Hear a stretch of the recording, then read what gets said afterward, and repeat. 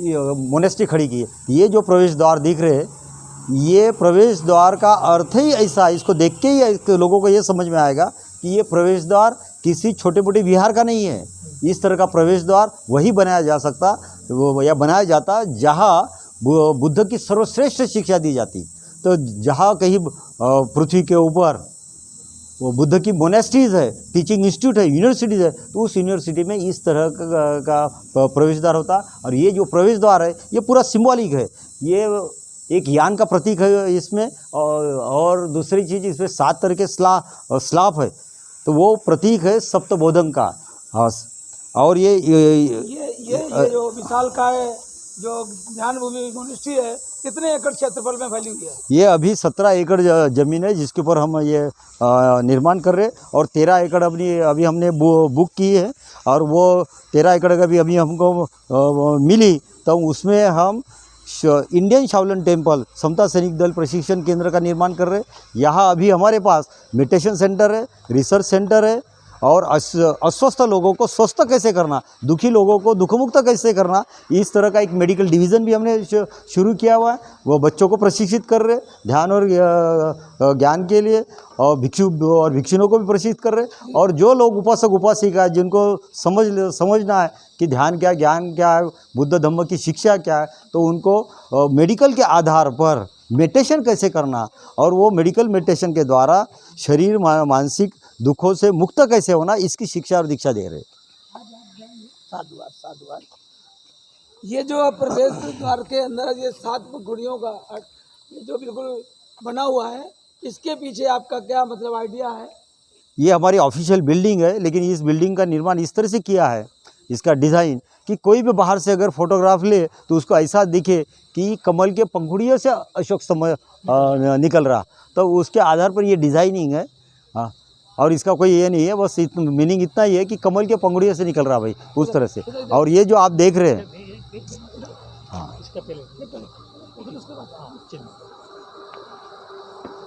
ये हम सामने देख रहे हैं विशाल, ये सुंदर जो है अशोक चक्र, अशोक मुद्रा, अशोक, हाँ, ये अशोक मुद्रा है, मुद्रा में ये बना हुआ रखा है। ये इसको बनाने का और इसको लगाने का अभी क्या मतलब आपका चल रहा है, इसमें जरा बताएं। ये सम्राट अशोक ने बुद्ध धम्म की दीक्षा ली थी, ये उनका प्रतीक है। हाँ, और ये प्रतीक है, और इस प्रतीक में बुद्ध धम्म की सारी शिक्षा प्रतीकात्मक रूप से उसमें बताई गई है। तो ये जो दिख रहे भाव, ये जो आप देख रहे अशोक की मुद्रा, तो ये 54 स्टेप्स का जो अशोक स्तंभ बन रहा है, इसके ऊपर लगाया जाएगा। हाँ, ये जो अशोक स्तंभ देख रहे 54 फीट का हाइट का है, ये हाँ, 54 फीट, ये 54 फीट हाइट का है, क्योंकि बुद्ध ने जो भी हमको शिक्षा दी, तो उनके जो ध्यान सिखाया, तो ध्यान के 54 स्टेप्स है, तो वो स्टेप्स समझना चाहिए करके अपने ये 54 फुट का बनाया, और वो सारे 54 स्टेप्स नीचे हम लिख कर रखेंगे, ताकि लोग समझे ये 54 स्टेप्स क्या है, जो जानकर हम ध्यान करें और ज्ञान प्राप्त करें। और ये जो देख रहे हैं आप अशोक स्तंभ, ये एक यूनिक है, दुनिया में ऐसा किसी ने आज तक बनाया हुआ नहीं है। ये पहली बार हमने इस अशोक स्तंभों को एक नया रूप दिया है, एक नया आकार दिया है, और एक नया मीनिंग दिया हुआ है। और ये आप देख रहे हैं कि ये जो अशोक स्तंभ है, हाँ, ये जो अशोक स्तंभ है, उसमें आप देख रहे हैं कि 2 सांप है, और वो समानांतर है, और उसके ऊपर 2 पंख है। तो ये जो 2 सांप है, और ये जो पंख है, ये प्रतीक है। हाँ, ये जो प्रतीक है, ये मेडिकल साइंस का प्रतीक है। दुनिया में जहाँ कहीं भी मेडिकल साइंस है, वो उसका प्रतीक के रूप में ये सांप रखे जाते हैं। और ये जो 2 सांप है, ये मेडिकल का प्रतीक है। और इसका जो मीनिंग है, ये मीनिंग ये है कि सारा अस्तित्व द्वंद्वात्मक है। हाँ, लेकिन ये द्वंद्वात्मक अस्तित्व के कारण ही जीवन है। रात है तो दिन है, सुबह है शाम है, सूर्यास्त होता सूर्योदय होता, धूप है छाव है, पर्वत खाई है। हाँ, तो ऐसे जन्म और मृत्यु बाहर है, ये सारी चीज़ें, ये द्वंद्वात्मक अस्तित्व है, और यही जीवन है। और हमारे मन में भी द्वंद्वात्मक है, हमारा मन भी द्वंद्वमय है, द्वैत है। तो वो द्वंद्व को हमें समझना, जानना, स्वीकार करना, अगर उसको स्वीकार करते तो हम जीवन से मुक्त हो सकते। तो ये जो 2 प्रतीक है, ये पॉजिटिव निगेटिविटी की है।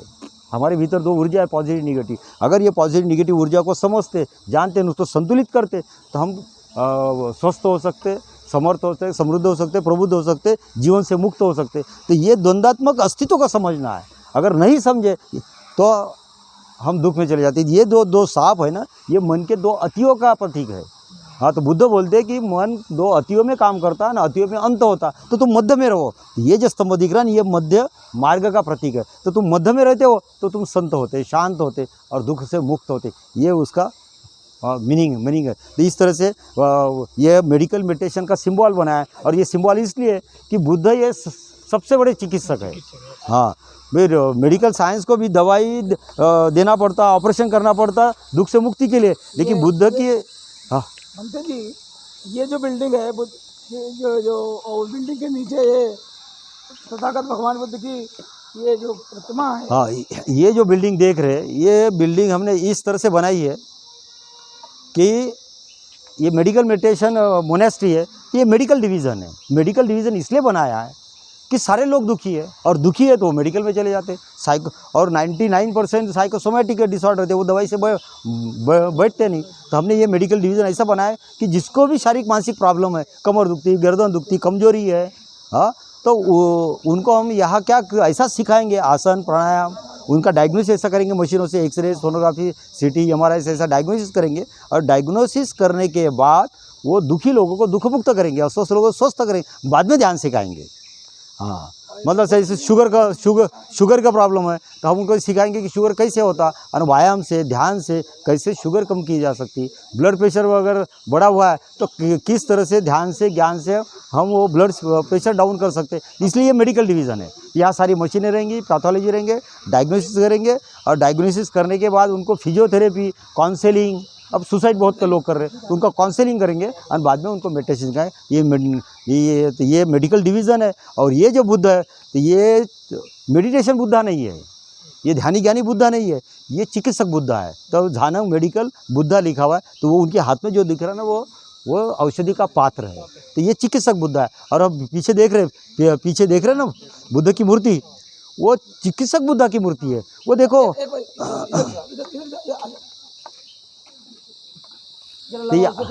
हाँ, ये जो आप देख रहे बुद्ध, एक मिनट चले जाओ ऊपर, वहीं से बात।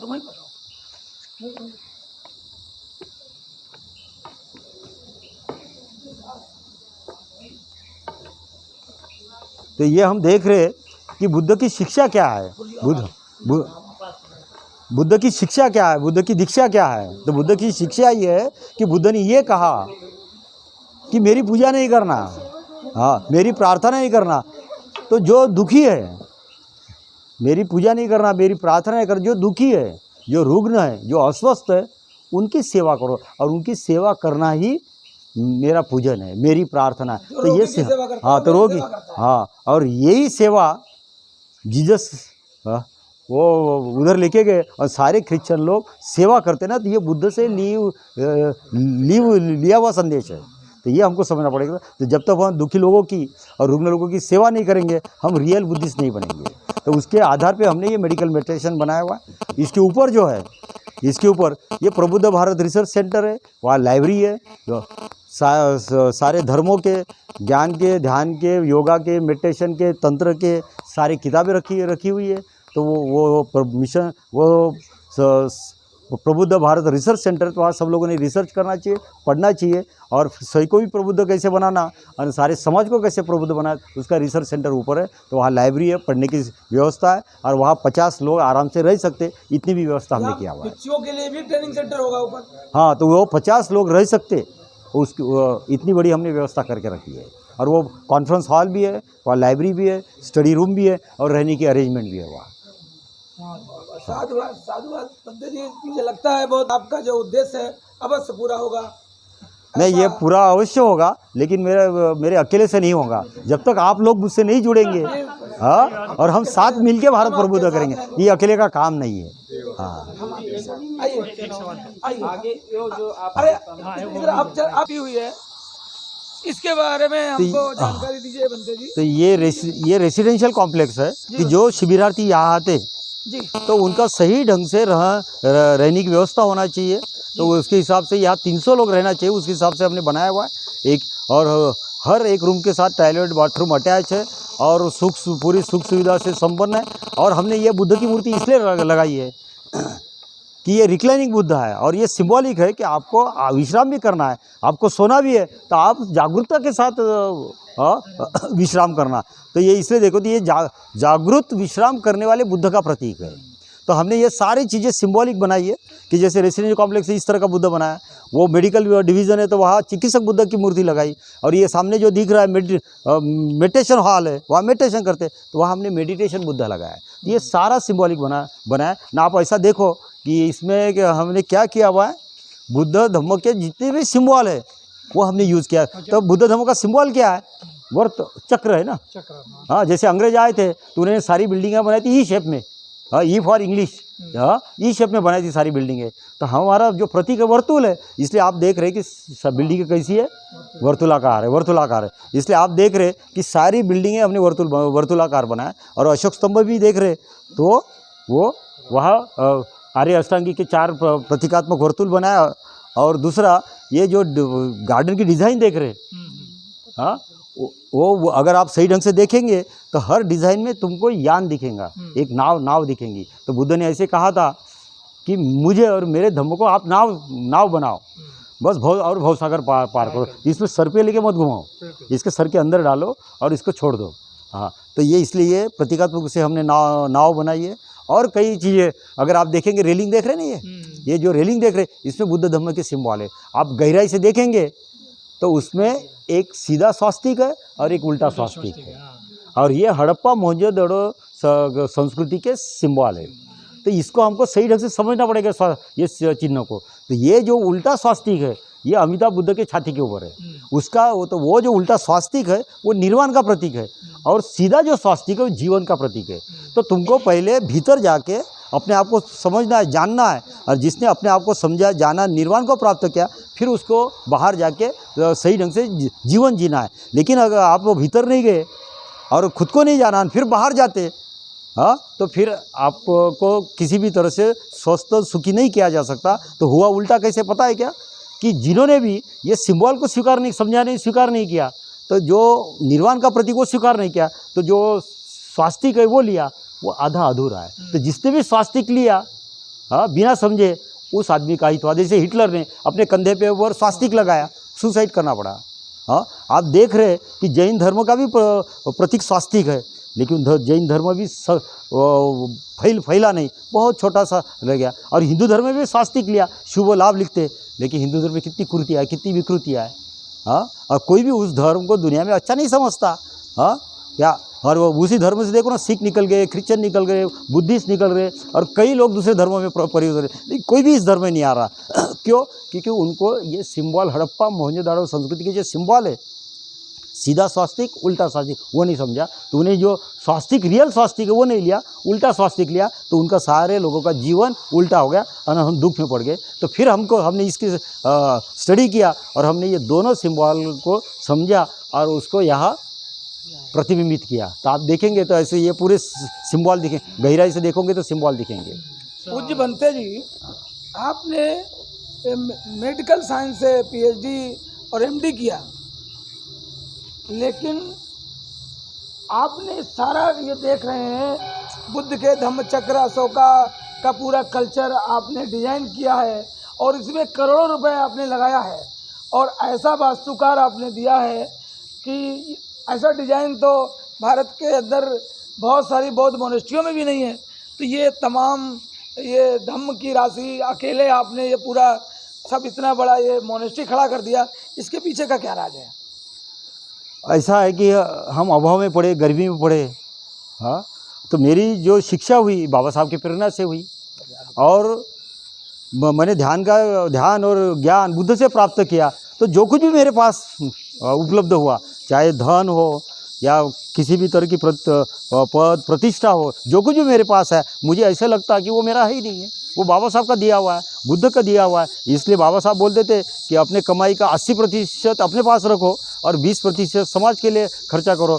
तो हमने कृतज्ञता व्यक्त करने के लिए बाबा साहब के प्रति और बुद्ध के प्रति कृतज्ञता व्यक्त करने के लिए हमने 20% घर वालों को दिया और 80% जो भी कमाया पूरे जीवन में 30, 35, 40 प्रैक्टिस में जो कमाया वो हमने सब बुद्ध को और बाबा साहब को समर्पित कर दिया। और उस हाँ और बाबा साहब ने जो आज़ादी दी हमें और जो उसी को चला रहे हैं। और वो उसी पैसे से ये मोनेस्ट्री बनी है। हाँ, और मेरा जो समर्पण था बाबा साहब के प्रति, बुद्ध के प्रति, तो मुझे ऐसे लगता वो समर्पण के कारण बोधिसत्व ने बुद्ध की शक्ति के कारण ये खड़ा हुआ। नहीं तो ये मुझे नहीं लगता कि मेरे समान कोई एक आदमी, सीधा साधा आदमी, गरीब आदमी जिसके माँ बाप अनाड़ी है, गरीब है, वो कोई ऐसा इस तरह का बना सकता। तो ये मैंने नहीं बनाया है। हाँ, बस ये मैंने समर्पण किया, उन्होंने मेरे द्वारा बनाया। तो मेरे में भावना ये है कि मेरा उन्होंने उपयोग किया और मेरे द्वारा उन्होंने ये बनाया हुआ है। पिछले 23-24 अप्रैल में 2 दिन से भारतवर्ष के और महाराष्ट्र राज्य के सैकड़ों बौद्ध कार्यकर्ता आपके सानिध्य में यहाँ पर एकत्र हुए और उन्होंने विभिन्न विषयों पर बातचीत की और आपने उनको जो मेडिटेशन का जो उनको ज्ञान दिया है और उससे ऐसा महसूस हो रहा है कि ये ज्ञान जो है पूरे भारत के सभी धर्मों को में देने की ज़रूरत है। जैसा कि आप जीवन को सुखमय बनाने के लिए दे रहे हैं, तो आपकी इस पर क्या प्रतिक्रिया है? बहुजन सुखाय बहुजन हिताय के लिए आप क्या करना चाहेंगे? बुद्ध ने ये कहा है कि हर मनुष्य दुखी है और उनको अगर दुख मुक्त करना है तो तुमको ध्यान करना पड़ेगा। ध्यान से ज्ञान प्राप्त होगा और ज्ञान से निर्वाण होगा, हर मनुष्य दुख मुक्त होगा। और मेडिकल का भी यही प्रयोजन है, दुख मुक्ति, और मेडिटेशन का यही प्रयोजन है, दुख मुक्ति। इसलिए हमने ये मेडिकल मेडिटेशन मोनेस्ट्री बनाई है और ये एक यूनिक सेंटर बनाया है। हाँ, तो आप देख रहे ये ध्यान का केंद्र है, तो उसके सामने बुद्ध कौन सा है? ये ध्यानी बुद्ध है। हाँ, और आप देखो कि ये जो नीचे जो सांप है उसके 3.5 ऐसे फेरे हैं और उसके ऊपर जो देख रहे 7 सांप के मुंह है।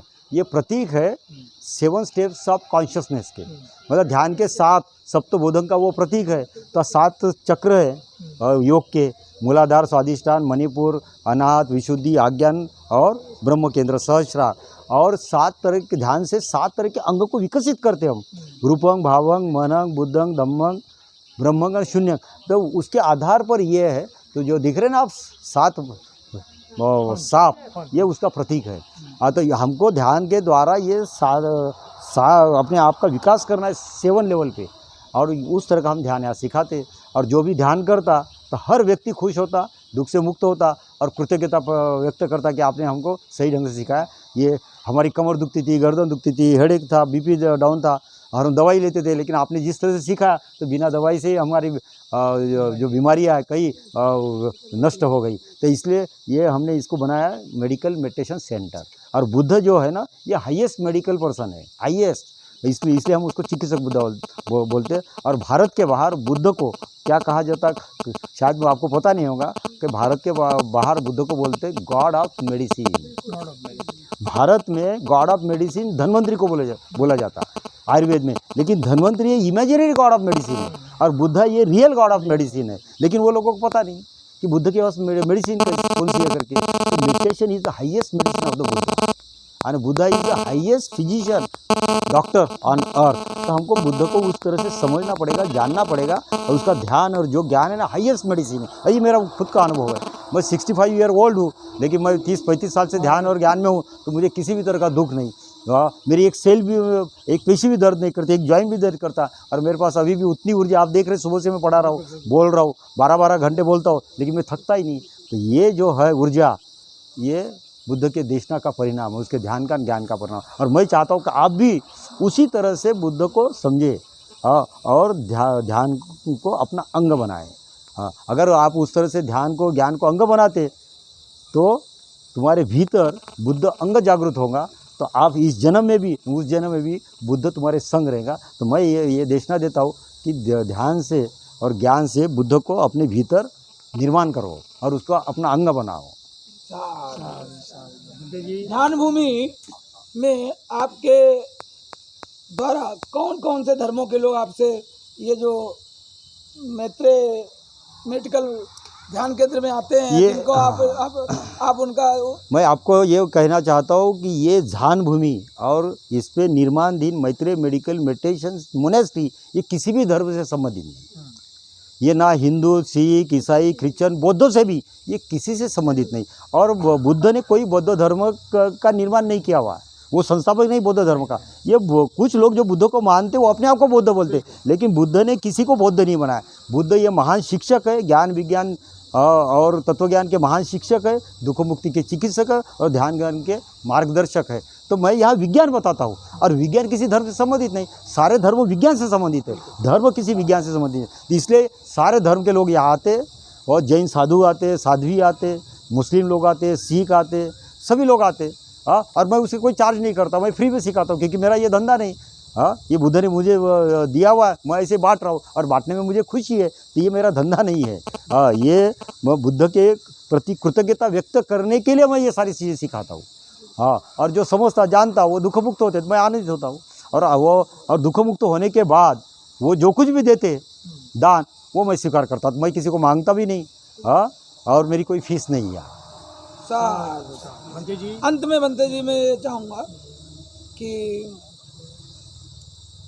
बौद्ध संगठनों की 5 सदस्यीय टीम आपके सानिध्य में 2 दिन से यहाँ पर है, आप उनके लिए क्या संदेश देना चाहेंगे? बस मैं उनको एक ही संदेश दूंगा कि नथी ध्यानंग अपयस, तुम ध्यान नहीं करोगे तो ज्ञान नहीं होगा। यम्मी ध्यानच पय्या वह सवे निब्बान संतिके। ये बुद्ध का शाश्वत संदेश है, सनातन संदेश है कि आप ध्यान करो, ज्ञान को प्राप्त करो, और ध्यान करोगे, ज्ञान प्राप्त करोगे तो आप निर्वाण को प्राप्त करोगे, और निर्वाण से आपके सारे समस्याएं खत्म हो जाएंगी। तो यही बुद्ध का शाश्वत संदेश है, और वो संदेश देने के लिए मैंने ये ध्यान भूमि का निर्माण किया हुआ है। और तो आप इसको समझे और इसको अपने जीवन में उतारे, बस इतना ही मेरा एक संदेश है। ध्यान नहीं तो ज्ञान नहीं। एक और मेरी ओर से, क्योंकि मैं बौद्ध संगठनों का राष्ट्रीय समन्वय समिति का राष्ट्रीय ऑर्गेनाइजर हूँ, तो आप हमारे इस पूरे भारत के जो बौद्ध चिंतन और बौद्ध चिंतक विद्वान लोग जो काम कर रहे हैं, तो उन सबको आप अपनी एक सलाह और अपने विचार देने के लिए क्या मतलब धम्मा सलाहकार के रूप में अपनी स्वीकृति प्रदान करेंगे? मैं जो काम कर रहा हूँ वो बुद्ध धम्म का संघ का काम कर रहा हूँ, और जो भी व्यक्ति वैज्ञानिक दृष्टिकोण के आधार पर बुद्ध धम्म संघ का काम करता हूँ, तो उसको स्वीकार करने का सवाल ही नहीं, वो स्वीकार ही है। हाँ, और वो हाँ, और इसलिए मैं उनके साथ काम करूँगा, और वो भी मेरे साथ काम करके हमको बाबा साहब का और बुद्ध का सपना पूरा करना है। हाँ, बहुत शुभ मंगलम, बहुत शुभ मंगलम, बहुत शुभ। भूमि में आके हम लोग बहुत प्रभावित हुए।